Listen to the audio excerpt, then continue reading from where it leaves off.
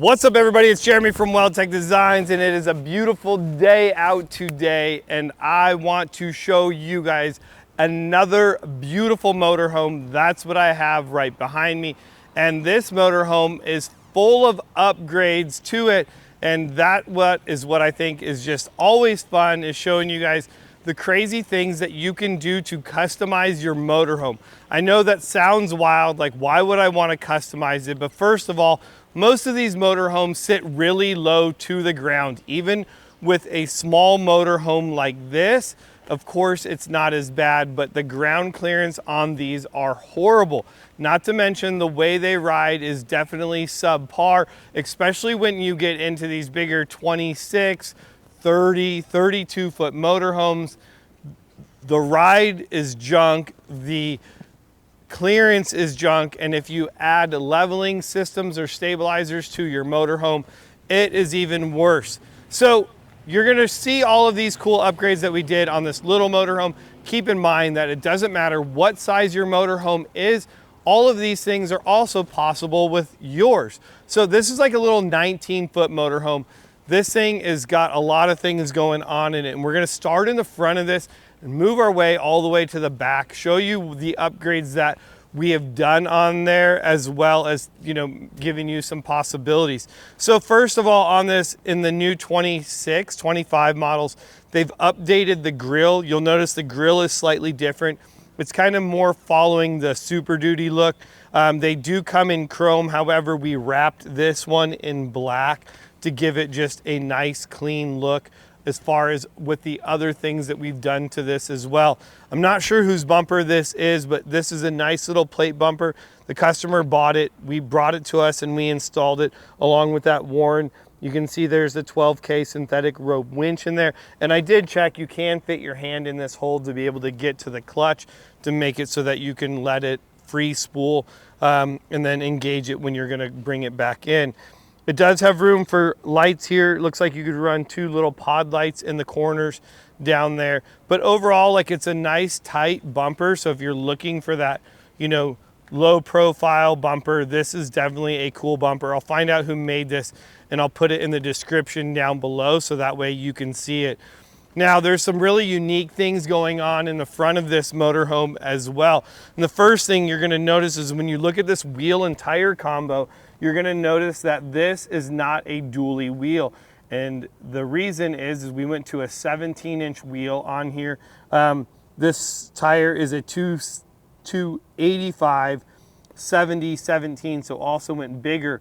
The whole reason of this is just kind of changing the look, making it have that little bit different stance in the front of it. Also being able to run that fatter tire, which is definitely a good look on this particular motorhome. This one does have our off-grid kit on here as well. This is going to be the 6-inch suspension package, which is going to be the coil springs, the Fox shocks, the extended radius arms, modified I-beams, all of our sway bar drop brackets, and then also added that Fox steering stabilizer to the front of it. Really making this RV not only have, you know, a really good stance, the ground clearance is going to be amazing, really allowing this guy to take it anywhere. This is also the nice fender flare on here as well, giving you a little bit better coverage because we know that this tire is going to want to kick up a bunch of debris on there. I think that this would be an ideal candidate for like one of our steps, which would help with that as well. This is not only that, but it's a giant step getting into this motorhome. And the one other thing is I was thinking is, what do you think, guys? I would love to hear your opinion. Do you run like a 1-inch wheel spacer up on the front? Make that even wider, getting that tire more even with the fender flare. You know, questions I love to ask, get you guys involved in these builds. Tell me what you think on there. Now, another thing I do like is you're gonna notice there are no graphics on the side of this. It just looks really, really clean, and I definitely like that. And as we come to the back, you're gonna notice same thing. Those larger tires on the back, this is gonna be a 255 70, 255 80 17 tire in the back of this. We've also run our valve stem extensions, making it easier to fill up the air as on the back. The other thing that is on here is going to be our progressive leaf springs, giving you all the height in this, and then adding Fox shocks to it as well to really help control the ride. Now, one thing to keep in mind with all of our suspension packages, one thing that is really cool is we're not running any other Band-Aid components such as sumo springs, airbags, heavier duty sway bars, anything like that. Our suspension is going to solve all your suspension issues and give you that really nice ride while achieving additional ground clearance, which is key to the Class C motorhome platform. Now, in the back of this, you can see there is something really cool. We kind of went nuts back here to build out this really custom rear bumper.